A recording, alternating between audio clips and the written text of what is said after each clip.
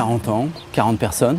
Donc c'est une entreprise à vocation multiple, c'est-à-dire qu'on a une partie pépinière, on a une partie jardinerie-vente et on a une grosse partie, un gros secteur parc et jardin, avec 3 équipes d'entretien et 10 équipes de création.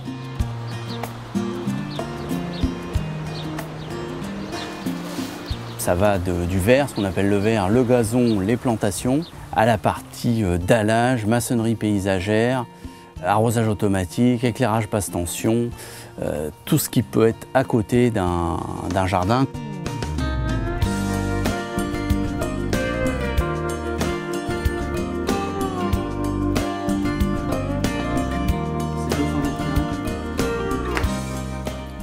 Bon, Sandrine, on regarde notre projet?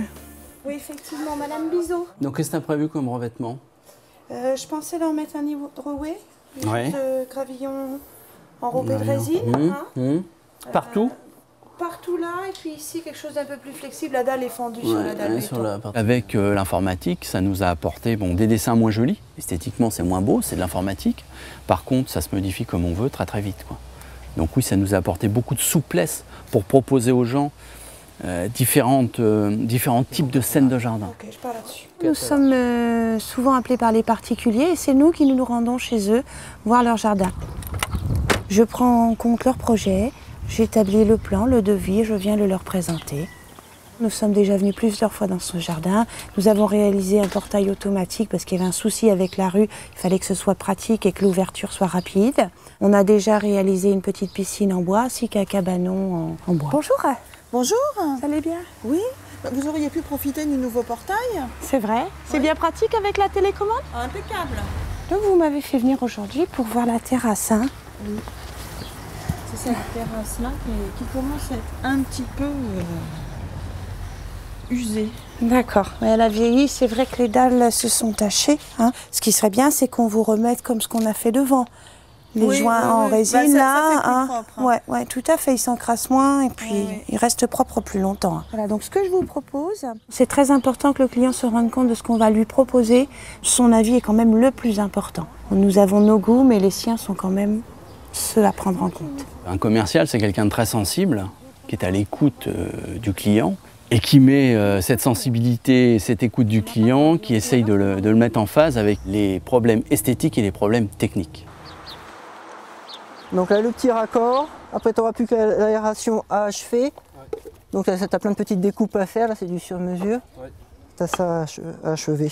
Là, c'était l'occasion d'aller vérifier que le chantier se passait bien, que les gars avançaient correctement, s'il n'y avait pas de soucis et tout. Et surtout, si ça correspondait vraiment à ce que le client attendait. Parce que là, c'était un nouveau matériau qu'ils ont choisi à l'entreprise. On a une pose un peu particulière, donc là c'était vraiment l'occasion de s'assurer que ça allait bien, que tout se passait bien ici. Oui, comme ça sera vraiment noyé dans la terrasse, on ne le verra plus du tout. Voilà.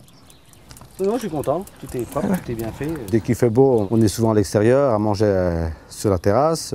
Les petits-enfants, quand ils viennent, ils jouent sur la terrasse. Le jardin donne quand même un agrément à la maison, et puis on en avait marre de marcher sur le béton. On a fait appel à la maison Fréon, Bel Paysage, et puis on a fait affaire, puis voilà. Donc là, il ne reste pas grand-chose à finir. Oui, le jardin est une nouvelle pièce essentielle de la maison, du fait des aménagements que l'on peut y apporter. Et les gens ont un côté nature qui se développe, un côté vert qui se développe. On ne peut que s'en féliciter. C'est de la pierre naturelle, hein. Donc on peut avoir plus ou moins de veinage, plus ou moins de petites irrégularités. Si vous voyez là un peu, par exemple, voilà, cette grande ligne blanche, c'est pas un défaut, c'est la veine de la pierre qui est naturelle. On peut en avoir avec, on peut en avoir sans. Hein. En général, il y en a assez peu pour ce genre de pierre. Généralement, on demande aux gens de venir voir un petit peu sur place. Ça leur permet, grâce à notre jardin exposition, de voir un panel de nos réalisations et de nos possibilités. On a un métier qui est assez large, on touche à beaucoup de choses. Et c'est pas toujours évident en tant que client de se rendre compte de tout ce qui est possible. Quand ils viennent ici, ils découvrent, ah tiens, ils font ça, ils peuvent faire ci. Tiens, ça, je savais pas qu'ils pouvaient le faire. Finalement, avec cette entreprise, je peux faire plusieurs choses en même temps, sans avoir d'autres dénominateurs. Et avoir un interlocuteur pour le client, c'est une très bonne chose. Ça met en confiance. Donc sur cette partie parc et jardin, chacun est un peu spécialisé. Et donc, ce qui nous permet de, par exemple, sur des chantiers assez complexes, de pouvoir dire à notre client, on vous amène le jardin clé en main.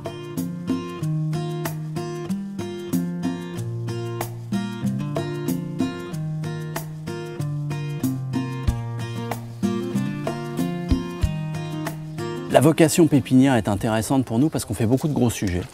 Donc des arbres jusqu'à 6-7 mètres de hauteur. Et donc on peut déjà sur des jardins, si on veut mettre un ou deux beaux sujets, parce que c'est jamais évident de planter des arbres de cette taille-là quand on les achète et on ne sait pas d'où ils viennent. Donc ça nous permet de produire nos arbres, de les garantir, on les plante, on sait d'où ils viennent. Le métier de paysagiste va encore évoluer. Il va évoluer vers le développement durable. Notre plus grande ressource pour le jardinier, c'est l'eau.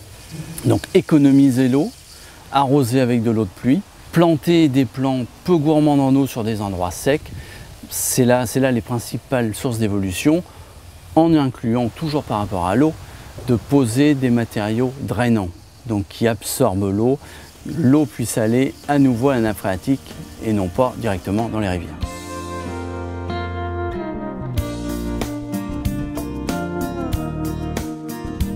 On a envie d'être dans son jardin, d'y travailler, pour bricoler, de se reposer, pour lire un bouquin, faire une sieste. C'est un bruit d'eau, c'est une ambiance avec de l'ombre, du soleil. Tout ça, ça ne s'improvise pas. Il faut le créer avec un paysagiste.